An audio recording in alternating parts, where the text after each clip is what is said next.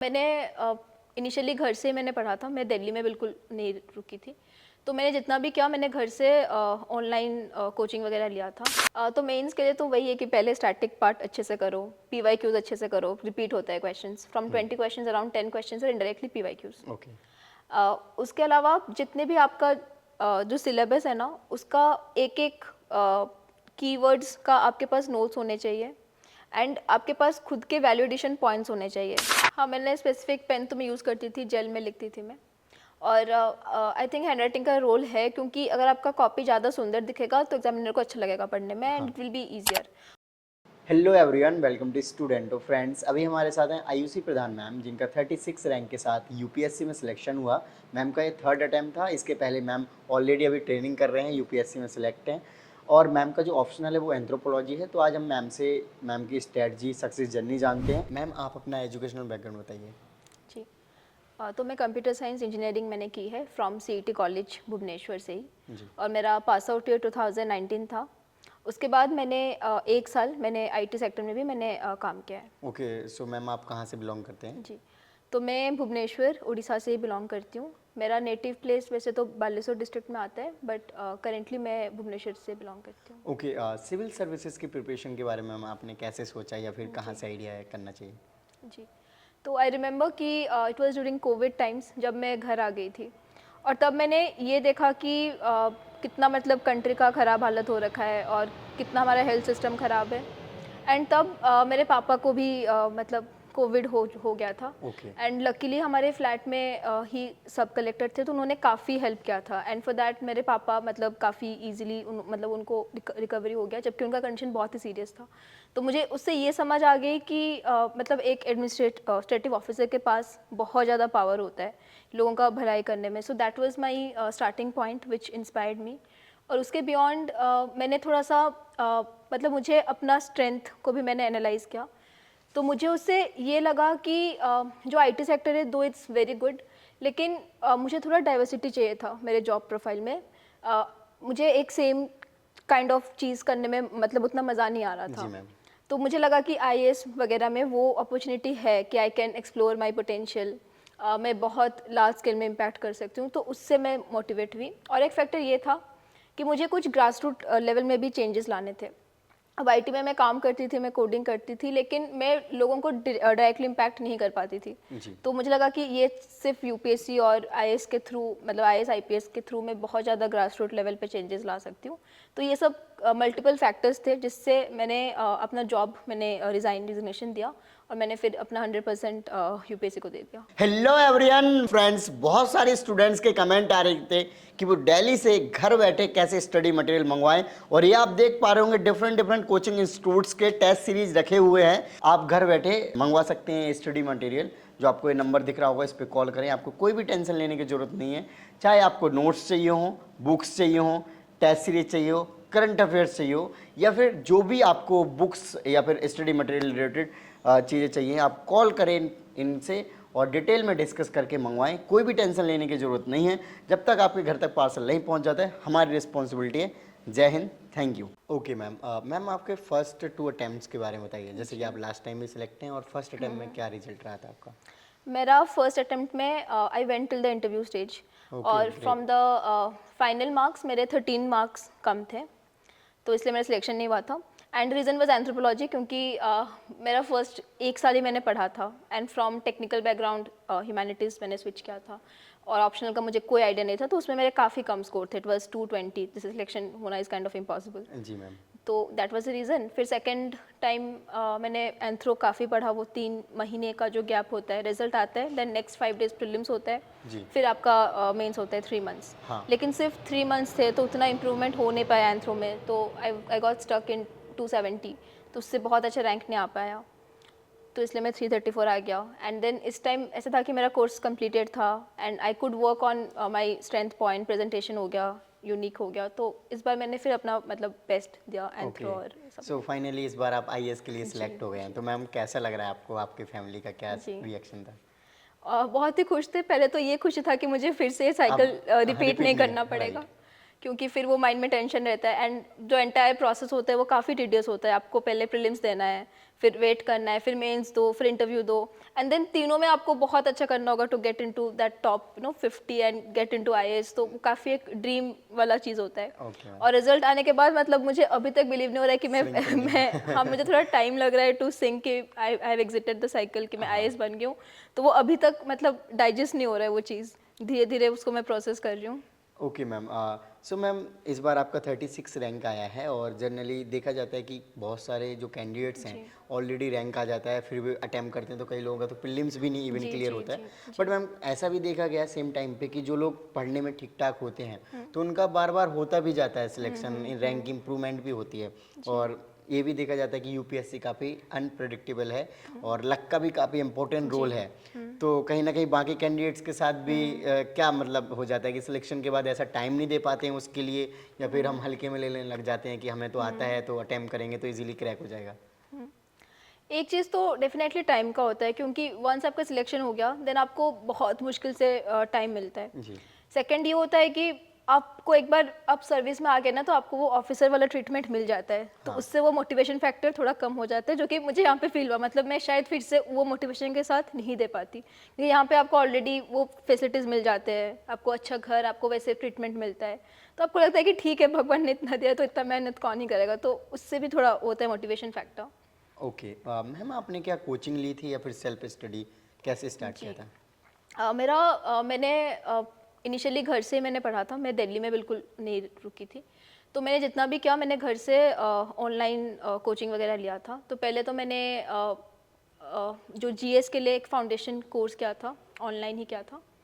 उसके बाद मैंने बहुत सारे टेस्ट सीरीज़ लगाए थे for prelims also and for mains also. तो ऑनलाइन का मैंने काफ़ी हेल्प लिया है, यूट्यूब ओके। वीडियोज़ वगैरह भी। मैम, जब प्रिपरेशन स्टार्ट करते हैं तो आपको कैसे समझ आया कि आपको कोचिंग लेनी चाहिए या फिर सेल्फ स्टडी करना चाहिए, या फिर आपने किसी से गाइडेंस ली थी, कैसे किया था? गाइडेंस तो नहीं लिया था मैंने, यही किया था कि बहुत सारे टॉपर टॉक्स देखे थे और वहाँ से उनका स्ट्रेटेजी देखा था कि उन्होंने कहाँ से कोचिंग लिया है, उन्होंने क्या क्या बुक लिस्ट फॉलो किया है, उन्होंने कौन से टेस्ट सीरीज़ दिया है और उन्होंने कौन से सब्जेक्ट को कैसे किया है। तो वो चीज़ धीरे धीरे मुझे समझ आया था। उसके बाद ये डिसीजन मुझे लगा कि मेरा बैकग्राउंड कम्प्लीटली डिफरेंट है, तो थोड़ा सा फाउंडेशन के लिए मैंने कोचिंग का हेल्प लिया था, जो कि मतलब coaching is just I think 10%, 90% आपके खुद के ऊपर डिपेंड करता है। They can just show you the way, but आपको खुद वो पाथ को आपको ऑब्वियसली खुद मैम। ट्रैवल करना होता जी। है। मैम, जब आपने स्टार्ट करी प्रिपरेशन तो आपके तीनों ही प्रीलिम्स क्लियर हुए हैं। तो जी मैम, प्रीलिम्स की क्या स्ट्रेटजी रहती थी, थोड़ा सा इसके बारे में बताइए, जी क्योंकि प्रीलिम्स अब जो जी 2024 जी का जी अराउंड 2 मंथ्स ही बचे हैं उसके। जी। तो प्रीलिम्स के लिए मेरा ये होता है कि मैंने अपना स्ट्रेंथ पॉइंट पहले ढूंढा एंड देयर आर 3 सब्जेक्ट्स जो कि मेरे काफ़ी स्ट्रॉन्ग थे। एक तो हो गया पॉलिटी, क्योंकि उसमें अगर आप लक्ष्मीकांत अच्छे से कर ले रहे हो तो आपका हिट रेशियो बहुत हाई चला जाएगा, अराउंड 90%। सेकेंड इज़ इकोनॉमी, जो कि काफ़ी कंसेप्चुअल है एंड उसमें भी काफ़ी क्वेश्चंस आते हैं। तो मेरे ये 2 सब्जेक्ट काफ़ी स्ट्रॉन्ग थे, पॉलिटी एंड इकोनॉमी। इस पर मैंने काफ़ी काम किया है। इसके जो स्टैटिक पार्ट है उस पर मैंने बहुत ज़्यादा फोकस किया था। उसके बाद जो आता है environment and science and tech, वो मोस्टली आपका करंट अफेयर्स से आता है। तो उसके लिए मैंने काफ़ी ज़्यादा जो होता है करंट अफेयर्स हो गया, न्यूज़पेपर हो गया और जो मैगजीन्स हो गया, उसको मैंने काफ़ी रिलीजियसली अच्छे से किया था। और आई think the most important thing is your previous year, क्योंकि उससे रिपीट होता है। तो प्रीवियस ईयर ऐसा नहीं कि बस उसको सॉल्व कर लो, लेकिन उसके जो ऑप्शन है उसमें आप डीप जाओ, उसको सर्च करो, उसको रिसर्च करो उसके बारे में। तो मैंने वो सब भी एनालिसिस किया था। और प्रीलिम्स के लिए और एक चीज़ है कि मैं कम पढ़ती थी और मैं टेस्ट सीरीज़ ज़्यादा मैंने सॉल्व किया था। तो जो मेरा फर्स्ट अटैम्प्ट था फॉर प्रीलिम्स, उसमें मैंने अराउंड 80 टेस्ट मैंने लगाए थे। फॉर 2 मंथ्स मैंने कंटिन्यूसली 80 टेस्ट लगाए थे। तो उससे ये हुआ कि मेरा एक बहुत स्ट्रॉन्ग बेस बन गया था एंड मेरा स्टैटिक पार्ट बहुत स्ट्रॉन्ग था। बिकॉज करंट अफेयर्स इतना मल्टीपल जगह से आप नहीं पढ़ सकते, उससे आपका, तो मेरा स्टैटिक बहुत स्ट्रॉन्ग था। तो उससे ये हुआ कि मेरा फर्स्ट अटेम्प्ट में मैंने बहुत अच्छे से कर लिया था। तो सेकंड थर्ड में क्या हुआ कि कभी टाइम नहीं मिला मुझे प्री के लिए। ऐसा होता था कि रिजल्ट आ गया and the next like Tuesday result आता था, संडे प्रीलिम्स होता था एंड वो आपको एक मतलब रिजल्ट खराब हुआ तो वो आपके मतलब mentally also not good, but still I clear, क्योंकि मेरा जो फर्स्ट अटेम्प्ट था मैंने काफ़ी अच्छे से कर रखी थी चीज़ों को। हाँ, मैं यही क्वेश्चन पूछने वाला भी था आपसे जी। कि फर्स्ट अटेम्प्ट की जो तैयारी थी वो इनफ थी दोबारा हाँ। प्रीलिम्स को क्लियर कराने जी के जी लिए, जस्ट जी रिवीजन टाइप करना जी। होगा? तो आपने उसके लिए शॉर्ट नोट्स बनाए थे मैम? मैं प्रीलिम्स के लिए मोस्टली मैंने नोट्स नहीं बनाए थे। ऐसा होता था कि नॉट एग्जैक्टली शॉर्ट नोट्स, मैंने बहुत सारे टेस्ट दे रखी थी। अब उसमें से जो चीज़ें मुझे नहीं आता है, जो चीज़ एडिशनल चीज़ है, उसको मैंने कॉपी में नोट कर दिया था सब्जेक्ट वाइज। ओके जैसे मैम मॉक टेस्ट होते हैं, फुल लेंथ मॉक टेस्ट हो गए, तो जब जी। आप उनको लगाते हो तो मैम जी। जब आप सिलेबस कवर करके ही डेफिनेटली आपने लगाए होंगे, तो एक्यूरेसी वगैरह पर क्या हाँ। काम रहता था और उसको अटेम्प्ट करने का माइंडसेट क्या होता था इनिशियली जब आपने फर्स्ट अटेम्प्ट में दिया होगा कि हाँ ये यूपीएससी का नहीं है, ऐसे दे लेते हैं, मान लो 2 घंटे का पेपर होता है, 10 मिनट आधा घंटे के लिए गैप ले लेते हैं, फिर से दोबारा दे देते हैं, तो कैसे करते थे मैम? नहीं, मैंने कोर्स पहले तो मैंने सेक्शनल से शुरू किया था, मैं कभी Okay. एफएलटी से पहले शुरू नहीं करती थी। जैसे कि मेरा पॉलिटी अच्छे से होते गया, एक वीक पॉलिटी कर लिया अच्छे से, उसका बहुत सारा सेक्शनल लगा लिया, then I will switch to the next subject maybe economy, उसको स्ट्रेंथ कर लिया। Okay. एंड ऐसे ऐसे करते फिर मैंने फिर एफएलटी देना मैंने शुरू किया था। जी। तो उससे फिर ना आपको आइडिया हो जाएगा आपका accuracy. There may be people who are very much accurate, तो वो लोग अटेम्प्ट कम कर लेते हैं 70-80, लेकिन मेरा एक्यूरेसी उतना हाई नहीं था। तो मेरा रेशियो ऐसा था कि I will attempt around 90 to 95, इसमें से पक्का 30 गलत होंगे। तो Okay. मेरा नेट आ जाता था फिर 100, मतलब 60 करेक्ट एंड अराउंड 30 रॉन्ग, तो नेट अराउंड 105 या 100 ऐसा आ जाता था। Okay. तो हमेशा ये मतलब मैंने बहुत सारे देख के मुझे अपना पता चला खुद का, तो आपको खुद का वैसे देख के आपको खुद का फाइंड करने का, आपको कितना अटेम्प्ट करना है, कितने एक्यूरेसी के साथ। ओके जैसे कि मैम आज कट ऑफ भी आया प्रीलिम्स का, तो 75 मार्क्स बता जी, रहे हैं, जी, जी। तो ये देखा जाए तो काफ़ी थोड़ा सा कम हो गया लास्ट हाँ, ईयर हाँ, के अकॉर्डिंग देखा जाए। जनरली पहले कुछ टाइम पहले देखा जाता था कि 100 के अराउंड रहता था, तो मैम इसके बारे में आप क्या कहना चाहेंगे कि यूपीएससी का जो लेवल है, लास्ट टाइम जो पेपर आया तो बोल रहे थे कि यूपीएससी ने जैसे होते हैं एलिमिनेशन है ना, हाँ, जी। क्वेश्चन को ही एलिमिनेट, ऑप्शंस को ही एलिमिनेट कर दिया है, ऐसे एलिमिनेशन कुछ बोल रहे टेक्निक, थे हाँ। जी। फर्स्ट है कि the reason is C set. Last time C set काफ़ी टफ था, तो बहुत लोगों का सी सेट क्लियर नहीं हुआ, इसलिए कट ऑफ इतना कम चला गया। तो that is I think the major factor. And second ये था कि एलिमिनेशन पे लोग काफ़ी रिलाई कर रहे थे, मैं खुद रिलाई करती थी। वो था ना D all of the above हमेशा टिक होगा साइंस, वो दैट वाज अ मिथ, उसको भी हटा दिया यूपीएससी ने। हाँ एलिमिनेशन को तो एलिमिनेट कर उसको दिया। हटा दिया। तो that was also reason because paper was very tough, क्योंकि अब आप एलिमिनेट नहीं कर सकते, आपको एग्जैक्टली जानना होना चाहिए। आपको 4 पॉइंट्स जो है ना, पहले हमें एक चीज़ पता है तो हम ऑप्शन को सॉल्व कर पाते थे, but now you have to know all the 4 statements, तो it was definitely difficult. Okay ma'am आप जैसे साइंस बैकग्राउंड से बिलोंग करते हो, आपने बीटेक कर रखा है, जी। तो आई थिंक आपको सी सेट और इंग्लिश जैसे मतलब जी। सब्जेक्ट में तो आई थिंक प्रॉब्लम आएगी नहीं होगी, तो आपने क्या सी सेट वगैरह को हल्के में लिया था और मतलब गए एग्जाम दे दिया और सी सेट तो जस्ट पासिंग मार्क्स है ऐसे हाँ, करके? मैंने बहुत हल्के में लिया था। इवन मेरी मम्मी मुझे एग्जाम के टाइम टोकती भी रहती थी कि देख तुझे सी सेट में ही फेल होने वाला है, तो मैंने बहुत लाइटली लिया था। मैंने कभी सी सेट के लिए प्रिपरेशन नहीं किया सेपरेट। ओके जैसे मैम आप करंट अफेयर्स के बारे में बता रहे थे कि करंट अफेयर्स पे आपने बहुत ज़्यादा रिलाई नहीं किया, जी। तो मैम करंट अफेयर्स का क्या मिनिमम सोर्स होना चाहिए? क्योंकि करंट अफेयर्स देखा जाए तो न्यूज़पेपर डेली का होता है, जिसमें कि अगर न्यूज़पेपर पढ़ते हैं, अगर सिलेक्टेड चीज़ें भी पढ़ते हैं तो अराउंड 1 आवर चला जाएगा, और उसके अलावा मंथली मैगजीन हो गई, ईयरली मैगजीन हो गई, और कभी कभी एडिटोरियल वीडियोस वगैरह भी यूट्यूब पे देख लेते हैं, तो इस तरीके से करंट अफेयर्स तो बहुत ज़्यादा वास्ट है, तो क्या करना चाहिए मैम करंट अफेयर्स के लिए? देखिए, मैंने पहले वीडियोस देखना शुरू किया था करंट अफेयर्स के लिए। मुझे पहले ना करंट अफेयर्स समझ नहीं आती थी, तो जब मेरा स्टैटिक पार्ट कंप्लीट हो गया ना, आई फाउंड कि इट इज़ रिपीटेशन। मतलब इस जस्ट 10% चीज़ नया होता है, बाकी 90% आपका स्टैटिक का ही चीज़ें होता है जो कि रिपीट होता है इन डिफरेंट वेज। तो अगर आपका स्टैटिक बहुत स्ट्रॉन्ग है, आपको करंट अफेयर्स में इतना मेहनत करना ही नहीं है। राइट। जी। ओके मैम जैसे science and tech and environment के जो क्वेश्चंस होते हैं, फिर ये सब्जेक्ट है, तो जनरली कहा जाता है कि करंट अफेयर्स से रिलेटेड जो चीज़ें हैं उन्हीं को पढ़ लो तो हो जाएगा, तो ये क्या सच में चीज़ें पॉसिबल है ऐसे करके? नहीं, अगर आप देखोगे तो आप ये एनालाइज करना कि साइंस एंड टेक एनवायरनमेंट का भी स्टैटिक से बहुत चीज़ें आती है। जी। एंड वो लोग ऐसा करते हैं कि they are mixing both the things, static and current. तो अगर आपको खाली करंट अफेयर्स आता है, इससे नहीं होगा। आपको करंट अफेयर्स को देखना है, उसका स्टैटिक पार्ट के साथ आपको खुद लिंकेज करना है, उसके डीप जानना है, एंड तभी आपका जो क्वेश्चंस आते हैं ना वो सॉल्व होंगे। क्योंकि UPSC will not ask you just directly कि ये न्यूज़ में था क्यों था, it will go into the deeper concept, उसके 2-3 लेयर्स यूपीएससी उसके अंदर जाके पूछेगा। ओके मैम मैम मेंस के बारे में बताइए, मेंस की क्या स्ट्रेटजी रही? क्योंकि आपने आई थिंक 3 टाइम जितने भी बार अटेम्प्ट किया आपने, प्रीलिम्स भी क्लियर किया, मेंस भी क्लियर किया, तो क्या स्ट्रेटजी आपके, क्योंकि फर्स्ट अटेम्प्ट में ही आपने मुझे लगता है इतने अच्छे से तैयारी करी थी सो दैट कि आपका मेंस भी क्लियर हो गया, थोड़ा बहुत मार्क्स कम रहे सो दैट कि आपका फाइनल सिलेक्शन नहीं हुआ। जी मैम। जी। तो मेंस के लिए तो वही है कि पहले स्टैटिक पार्ट अच्छे से करो, पीवाईक्यूज अच्छे से करो, रिपीट होता है questions from 20 questions, around 10 questions are indirectly PYQs. Okay.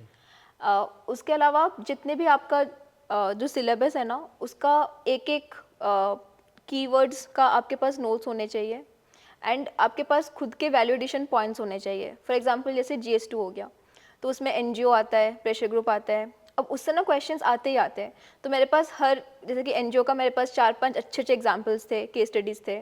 SHG का मेरे पास डायग्राम बना हुआ था कि SHG आएगा तो मुझे ये डायग्राम बनाना ही है, मुझे ये केस स्टडीज़ डालना है।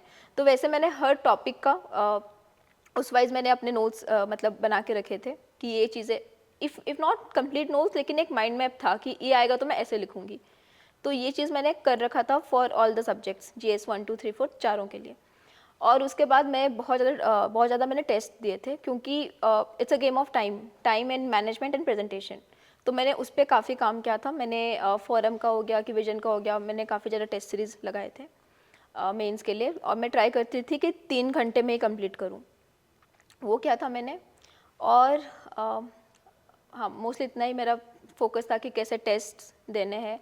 और एक चीज़ जो मैंने किया था, आई थिंक मेरे मार्क्स आने से पता चलेगा कि GS में कितना इंप्रूवमेंट हुआ है। मतलब सेकेंड अटेम्प्ट तक I was focusing on knowledge part, मैंने प्रेजेंटेशन पे काम नहीं किया था। तो इस बार मैंने काफ़ी काम किया था ऑन माई प्रेजेंटेशन कि ज़्यादा पॉइंट्स हो, ज़्यादा एग्जाम्पल्स हो और मतलब टू द पॉइंट हो, नॉट लेंथी सेंटेंसेस। पहले मैं काफ़ी लंबा लिखती थी, अभी मैंने फोकस किया कि मैं मतलब कम वर्ड्स में आई कुड एक्सप्रेस मोर। तो उस पर मैंने काफ़ी काम किया फिर। ओके और भी कोई ऐसी चीज़ मैम जो आपने लास्ट 2 अटेम्प्ट इस बार डिफरेंट करी हो? हाँ, एक तो मैंने जो आपको बोला सबसे मेजर चेंज था on presentation, right. Like right less but express more. Second is anthro, मेरा एंथ्रो उतना स्ट्रॉन्ग नहीं था, काफ़ी ज़्यादा मैंने काम किया था, काफ़ी ज़्यादा मैंने टेस्ट दिया था। बाकी स्ट्रैटेजी लगभग सेम ही थी क्योंकि आई वाज मतलब ऑलरेडी मेरा GS में अच्छे स्कोर आ ही रहे थे, तो मेरा स्ट्रैटेजी सेम था। But only difference was presentation and unique case studies and examples. जैसे कि जो रैंक 1 थी ना 21 में श्रुति शर्मा, उनका काफ़ी ज़्यादा यूनिक एग्जांपल्स केस स्टडीज़ था, तो मैंने भी वही स्टाइल अपनाया था। मैंने भी जब भी मैं न्यूज़पेपर पढ़ती थी तो मुझे जो ऐसे लगता था कि this is a very unique thing which I can add, तो मैं उसको क्लिप मतलब नोट करके रख लेती थी अपने पास। Okay great ma'am. मैम जैसे एथिक्स, ऐसे अभी आपने एथिक्स के बारे में थोड़ा बताया, केस स्टडीज़ के बारे में, मैम ऐसे को कैसे किया? ऐसे में क्योंकि जनरली देखा जाता है कई बार बहुत अच्छे मार्क्स आ जाते हैं तो रैंक अच्छी आ जाती है, और ये भी देखा जाता है कि मार्क्स बहुत कम भी मिलते हैं। जी, ऐसे में सबसे पहले जो मुझे लगा था कि हम टॉपिक के मीनिंग को नहीं समझ पाते and we just beat around the bush, we don't hit जो बुल्स आए। तो मेरा ज़्यादा फोकस था कि मैं टॉपिक को अच्छे से समझूं, जो पूछे उस पर लिखूं पहले, आई विल नॉट डाइवर्ट, मेरा वो फोकस था। And second was the proper structuring. तो मैंने बहुत सारे एसेज प्रैक्टिस किए हुए थे, फिलोसॉफिकल एसे।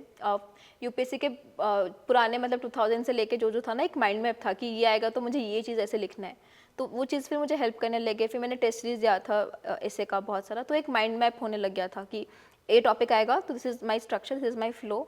एंड मैंने फिर बहुत सारे unique case studies, examples and anecdotes, कैसे आपको ऐसे ऐसे शुरू करना है, कैसे कंक्लूजन लिखना है, वो सब कलेक्ट किया हुआ था।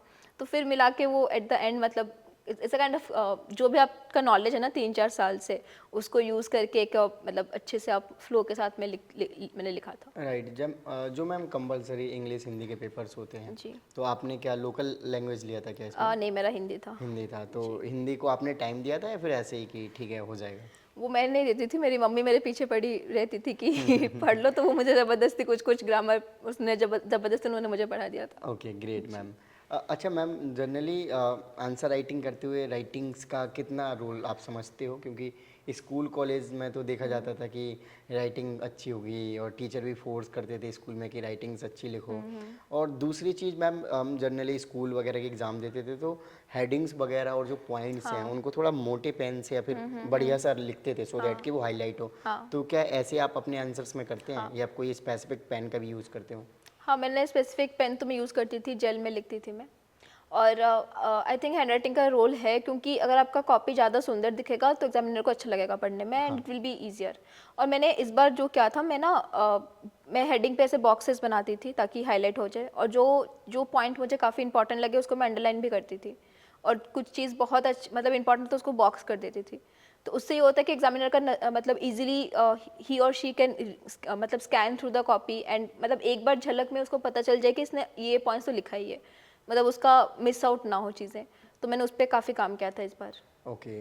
मैम एवरेज जैसे आंसर लिखना होता है तो एक वर्ड लिमिट्स होता है, तो क्या बैकएंड में माइंड में ये भी चल रहा होता है कि कहीं हम वर्ड्स ज़्यादा तो नहीं लिख दे रहे हैं, और कई बार ऐसा लग रहा होगा कि हमने कम तो नहीं लिख दिया, जी। तो ये कैसे सेग्रीगेट करते हो या फिर समझते हो कि इतना ही आंसर जाना चाहिए? एक्चुअली ये प्रॉब्लम कभी हुआ नहीं मुझे, क्योंकि आपके पास टाइम का मतलब ज़्यादा तो चांस ही नहीं है, because you have very limited जी टाइम। जी। तो ज़्यादा चांस नहीं है। एंड कम तो ऐसे हो सकता है कि एक दो क्वेश्चन आपको नहीं आते हैं। हाँ। तो और ऐसा होता था कि ना, डिवाइडेड माई टाइम कि पहले मुझे 15 मार्क्स में करती थी, एंड मुझे 11 मिनट देना है, तो 11 मिनट से ज़्यादा आई विल नॉट एक्सीड। तो उससे क्या, आपका अपने आप आपका जो वर्ड लिमिट है वो कंट्रोल में हो जाएगा। अगर आपने ये माइंड सेट कर लिया कि मुझे 15 मार्क 2 क्वेश्चन एनी हाउ मुझे 20 मिनट के अंदर खत्म करना है, तो अपने आप आपका एडजस्ट हो जाएगा। एंड जितना आप टेस्ट सीरीज देते जाओगे, प्रैक्टिस करोगे, उस अपने आप वो चीज़ ना सिंक होता जाएगा। तो आपको कभी उसके लिए एनर्जी स्पेंड नहीं करना पड़ेगा कि वर्ड लिमिट या वो सब। ओके मैम, जैसे कि मैम आंसर लिखा है आपने, तो कभी कोई क्वेश्चन छूट गया है लिखते लिखते, या फिर किसी को बहुत ज़्यादा आपने सॉर्ट कर दिया हो टाइम लिमिट की वजह से? ये एक्चुअली यूपीएससी एग्जाम में हम्म। ये नहीं हुआ था, लेकिन मेरे साथ एक ब्लंडर हुआ था। मैंने एंथ्रो में पूछा था, उन्होंने 5th शेड्यूल का, मैंने गलती से 6th शेड्यूल लिख दिया, फिर मैंने उसको कट किया, तो वो काफ़ी 10 मार्क का मेरा नुकसान हो गया होगा। ये ब्लंडर हुआ था मेरे साथ, और मैं फिर एग्जाम हॉल में इसकी वजह से मैं थोड़ा बाकी क्वेश्चंस भी स्लाइटली अफेक्ट हुआ होगा शायद। ऑब्वियसली मैम, थोड़ा सा वो होता है ना कि हमसे ख़राब हो गया, आगे मार्क्स कम आएंगे इसकी जी, वजह जी। से, पता नहीं सिलेक्शन होगा। जी। Right ma'am.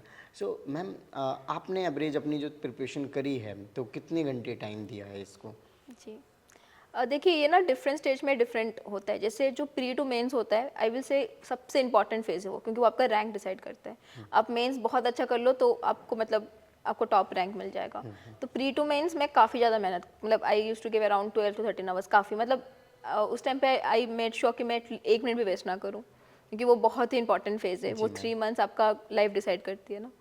एंड मुझे ऐसा लगता है कि आप जितना पढ़ लो, मतलब जितने प्रिपेयर्ड हो ना आप, वो 3 महीना जितना पढ़ोगे, your rank is directly proportional to that. तो मैं वो 3 महीने काफ़ी मेहनत किया था। बाकी time average 8 hours per day, लेकिन वो 3 महीने तो आपको मैंने मतलब जान लगा दिया था pre to mains. Okay ma'am, standard books तो ऑलमोस्ट सभी स्टूडेंट्स को पता ही है। जी। मैम, कुछ और ऐसे एडिशनल रिसोर्सेज के बारे में आप बताना चाहें, आपने जो अपनी प्रिपरेशन में यूज़ करे हों? कई बार स्टूडेंट गूगल का भी बहुत ज़्यादा यूज़ करते हैं, यूट्यूब चैनल्स का करते हैं, तो जो मैम स्टूडेंट्स को हेल्प करें। एक तो मैंने सुनिया इसके कुछ कुछ नोट्स देखे थे, वो काफ़ी हेल्पफुल थे मेरे लिए। स्पेशली GS2 का मैंने देखा था वहाँ से। उसके उसके अलावा ऐसे कोई स्टैंडर्ड कोचिंग से, लाइक दिपिन सर का करंट अफेयर्स, वो मुझे काफ़ी हेल्प किया था GS में। वहाँ से क्या था फिर PYQs में मैंने सुना है इसका, उनका एक बुकलेट आता है सॉल्व्ड PYQs, उससे मैंने कुछ कुछ हेल्प लिए थे। फिर ओनली इसके भी कुछ कुछ बुकलेट्स आते हैं, तो वहाँ से भी मैंने कुछ कुछ हेल्प लिए थे। मेरा एक्चुअली एक सोर्स नहीं है, मैंने बहुत जगह से करके मैंने चीज़ों को किया था, क्योंकि मेरे मल्टीपल अटेम्प्ट्स है। राइट। तो एंथ्रोपोलॉजी के लिए मैम आपने क्या किया था? स्टडी मटेरियल्स किसी कोचिंग का फॉलो किया था, जी। साथ में स्टैंडर्ड बुक्स कैसे किया मैम? मैंने इनिशियली लिया था हैदराबाद की, बट वो उतनी मतलब हेल्प किया था, बट नॉट दैट मच, क्योंकि थोड़ा सा बाहर जा रहा था चीज़ें। सबसे हेल्प मुझे लेवल अप आईएएस का हेल्प किया था। और अभी लास्ट अटेम्प्ट में रिसेंटली एक छोटा सा इंस्टीट्यूशन है O2 IAS एकेडमी करके, और उनके जो सर है आकाशदीप सर है, उन्होंने काफ़ी ज़्यादा मुझे पर्सनली उन्होंने मेंटर किया था।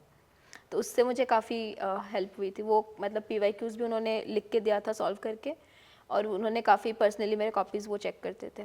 ओके मैम, आपके लास्ट 2 मेंस के नंबर आए होंगे, तो जी। किस पोर्शन में आपके नंबर कम रहे, या जी। GS 1 2 3, या फिर ऐसे और एथिक्स जो भी? लास्ट ईयर तो मेरा GS में 430 था, ऐसे में थोड़ा मेरा कम आ गया था, 105 ऐसे आए थे लास्ट ईयर। एंड एंथ्रो में बहुत पीक नहीं किया था, 270 के अराउंड था, मतलब मेरा कहीं बहुत पीक नहीं कर रहा था, स्कोर काफ़ी एवरेज जा रहा था लास्ट। डिसेंट था एंथ्रो में तो। जी। ओके, और इंटरव्यू में मैम? इंटरव्यू मेरा फर्स्ट इंटरव्यू 24 सर का बोर्ड था, तो आई गॉट 179 ये था, तो ठीक था। हाँ। लेकिन सेकंड टाइम मेरा इंटरव्यू बहुत कम गया है। स्मिता मैम थी, and she gave me around 158, हाँ ऐसे कुछ 157, तो काफ़ी कम चला गया और इस बार आई गेस अच्छे मार्क्स इस मिले बार। होंगे। हाँ, तो इसलिए रैंक क्योंकि ऊपर रैंक है। इंटरव्यू बहुत ज़्यादा इम्पेक्ट करता है। हाँ जी। ओके, सो मैम आपने दिल्ली में रह के तैयारी करी थी या फिर सेल्फ करी है? मैं मोस्टली घर में रह के मैंने सेल्फी किया था। ओके। जी। तो मैम जो मटेरियल वगैरह है वो कैसे आप करते थे मैम? आपको वो कोरियर एंड डिलीवरी हो जाता था, स्टूडेंट 2 का शॉप आपका जो है, वहाँ से भी कुछ कुछ मैंने ऑर्डर किया हुआ था। Okay okay ma'am. So ma'am जो फ्यूचर एस्पिरेंट्स है जो तैयारी करना चाह रहे हैं सिविल सर्विसेज की या फिर जो 2024 के लिए अपेयर कर रहे हैं उनको आप क्या मैसेज देना चाहिए? जी, मैं यही मैसेज दूंगी कि थोड़ा सा अनप्रिडिक्टेबल है, आपको सेल्फ डाउट्स आएगा, लेकिन आप खुद पे बिलीव रखिए and don't quit till you have given your 100%। मेरा ऐसे था कि फर्स्ट अटेम्प्ट में मुझे पता था कि एंथ्रो 100% नहीं है, तो मैंने फिर से दिया। सेकंड में आई न्यू कि मेरा 100% नहीं है, presentation was not at the best, तो मैं अपने आंसर्स को कंपेयर करती थी विद द टॉपर्स जो जिनका बहुत अच्छा रैंक है, एंड आई न्यू के गैप्स है। लेकिन इस टाइम मैंने ट्राई किया कि मैं उस लेवल को रीच कर जाऊँ, एंड मैंने 100% दिया and I got my result. तो यही है कि जब तक आप अपना 100% नहीं दिए हो तब तक आप क्विट मत कीजिए, आप खुद पे बिलीव रखिए, आप कॉन्फिडेंस रखिए। And second thing is regarding your sources, आजकल मार्केट में बहुत ज़्यादा रिसोर्सेज है, तो आप ना चीज़ रिसोर्स को बहुत ज़्यादा मत कीजिए, find out the one which is best for you and उस पर आप वैलिडेशन कीजिए, उस पर आप अपना खुद का यूनिक डायमेंशन ऐड कीजिए, एक बेस रखिए एंड उस पर फिर आप अपना मतलब डायमेंशंस को ऐड करके बहुत अच्छा बना सकते हो। So don't just fall for so many resources, limited रखिए, सही तरीके से पढ़िए and definitely I do hope कि जो भी फ्यूचर एक्सपीरियंस है जिन्होंने अपना 100% दिया वो डेफिनेटली क्लियर करेंगे। Okay okay, so thank you so much ma'am for your lovely Thank you. Message. Okay friends, आपने देखा कि मैम के साथ हमने इंटरव्यू किया। सो आई होप आपको ये इंटरव्यू वीडियो अच्छी लगी होगी, कुछ इन्फॉर्मेशन मिला होगा, साथ ही साथ कुछ मोटिवेशन मिला होगा। इस वीडियो को लाइक करें। जय हिंद।